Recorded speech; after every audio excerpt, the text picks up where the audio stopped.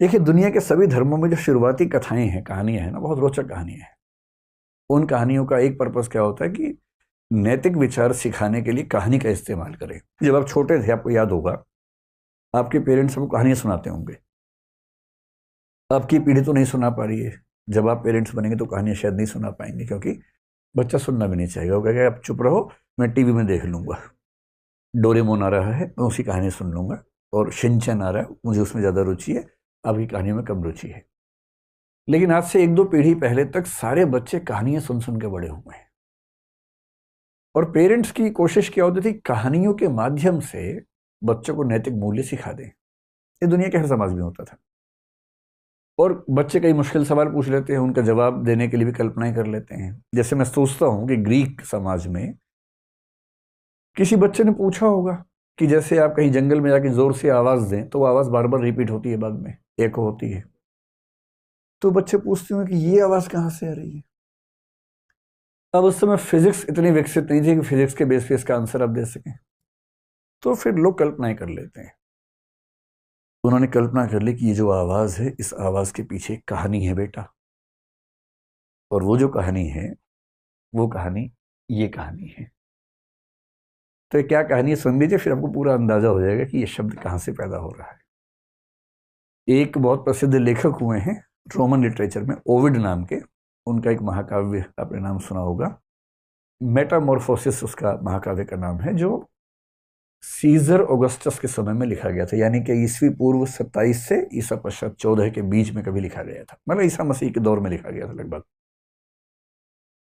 उसमें जो भाग 3 है, उसमें एक कहानी आती है, ये वाली कहानी। क्या कहानी है? ग्रीक कहानी है, ग्रीस की, यूनान की कहानी। ये एक लड़का था नार्सिसस। और ये कौन था? तो एक देवता है, नदियों के देवता ग्रीस में। जैसे हमारे यहाँ होता है ना कि वर्षा के देवता, सूर्य देवता, चंद्र देवता, वहां भी खूब देवता माने जाते थे उस समय में। तो जो नदियों के देवता थे, सिफिसस बोलते थे उनको। और साथ में एक अप्सरा थी। अप्सरा शब्द यहाँ भी खूब चलता है ना, हमारे यहाँ मेनका को अप्सरा माना गया। और कौन अप्सराएं हैं? उर्वशी है, रंभा है ना। अप्सराओं की कहानी यहाँ भी है, वहां भी होती है अप्सरा की कहानी। निम्फ बोलते हैं, NYMPH। निम्फ का मतलब होता है अप्सरा ग्रीक लिटरेचर में। तो एक अप्सरा थी वहां जिसका नाम था लिरियोपे। तो लिरियोपे नाम की अप्सरा और सिफिसस नाम के नदी देवता का जो पुत्र था, उसका नाम था नार्सिसस। में एन लिख देता हूं। अब अप्सरा का बेटा है, देवता का बेटा है, तो स्मार्ट, सुंदर तो होगा ही होगा। बहुत ही सुंदर था। हमें अक्सर गलतफहमी ये होती है कि अपनी सुंदरता की वजह हम है, जबकि हम होते नहीं उसकी वजह। तुक्के से मिली होती है वो, तो है ना। तो इस बेचारे को ये नहीं पता था, जो आपको पता है कि तुक्का है। इतना सुंदर था कि इस पे वो गाना सूट करता है, मैं इतना सुंदर हूं, मैं क्या करूं क्या करूं। सच में सूट करता है। इतना सुंदर था कि जो इसको देखता था पागल हो जाता था। इतना सुंदर। पर जितना सुंदर था उतना घमंडी भी था, घोर अहंकारी। अब कई लड़कियां इसको प्रपोज करती थी। भाई, अगर कोई आपको प्रपोज करे, मान लीजिए, और आप नहीं पसंद करते हैं, तो कायदे से, विनम्रता से, डिसेंसी के साथ मना कर सकते हैं। सबसे अच्छा तरीका आप ये कहें कि मैं माफ़ी चाहता हूं, मैं पहले से कहीं जबान दे चुका हूं, वायदा कर चुका हूं। बेशक ना दियो, कम से कम उसका अपमान तो नहीं होगा। सम्मान के साथ मना कर दीजिए। पर कुछ लोगों से मज़ा नहीं आता, उनको मज़ा आता है नीचा दिखाने में। कोई आपके पास आके बोले कि आप मुझे अच्छे लगते हैं, आप बोले तू शीशा देखा है कभी? अरे भाई, अपनी औकात में रह के सपने देखा कर। अजीब हाल है, भिखारी कहीं का। तो अब ये क्या तरीका हुआ मना करने का? अरे, मना ही करना है तो कायदे से मना कीजिए ना। आपका जीवन आपकी संपत्ति है, समझ में आ गया। आप अपनी पसंद का व्यक्ति चुनेंगे, समझ में आता है। पर आप किसी का भी अपमान करते चलेंगे, ये तो सही बात नहीं है। इस घमंडी लड़के को इस बात का एहसास नहीं था। खूब अपमान करता था।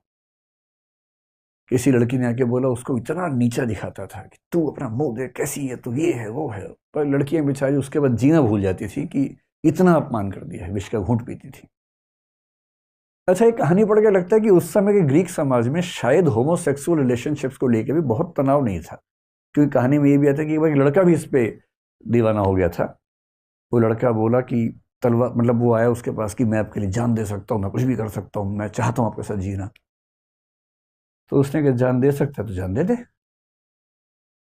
वो अवाक रह गया, तो उसने तलवार निकाल के दी कि ले जान दे दे भाई, इतना ही शौक है तो।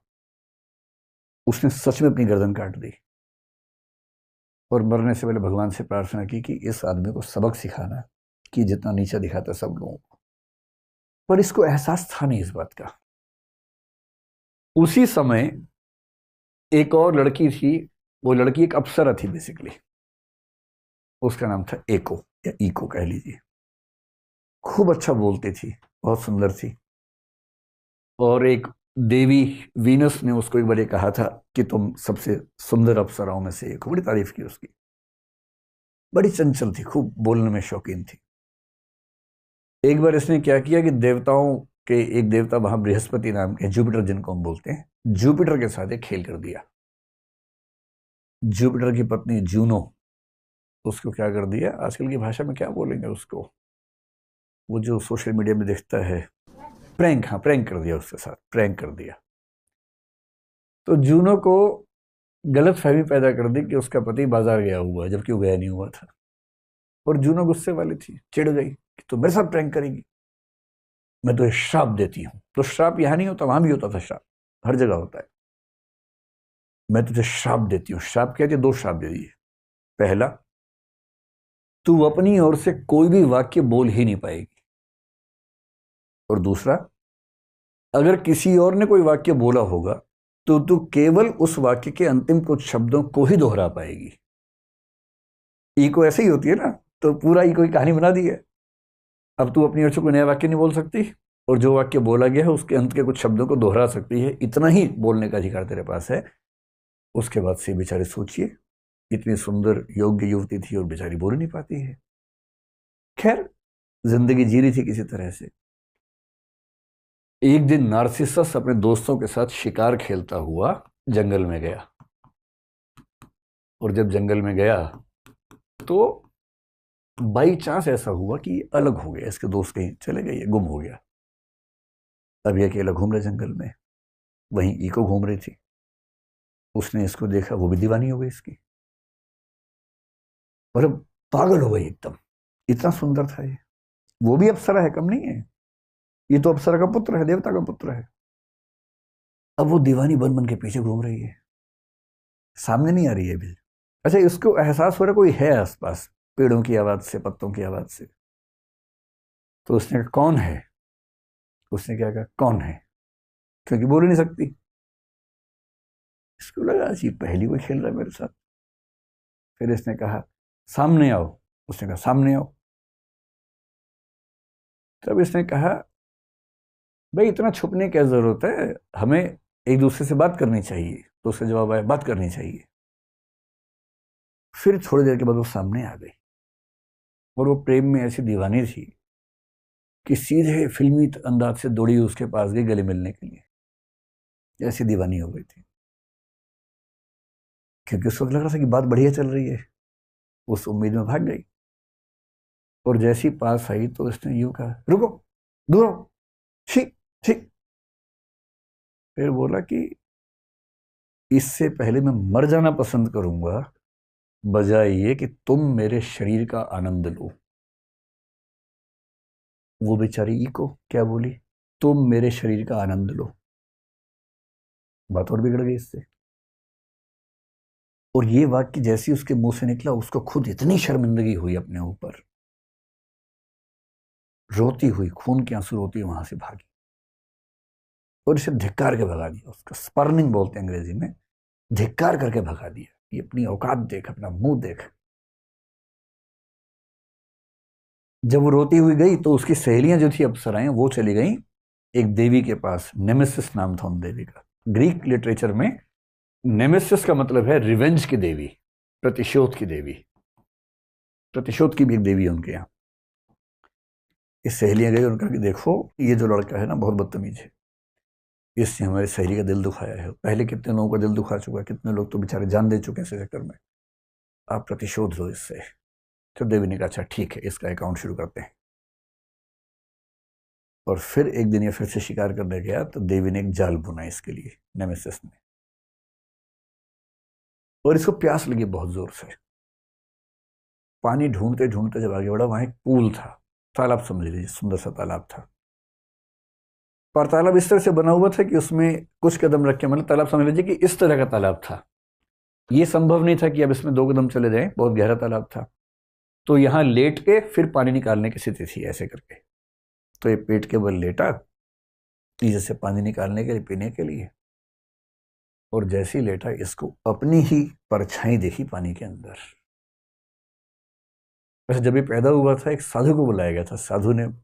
साधु से पूछा गया कि इस बच्चे का भविष्य क्या होगा। जैसे हमारे यहाँ होता था, वहां भी होता था, बच्चे का भविष्य क्या होगा।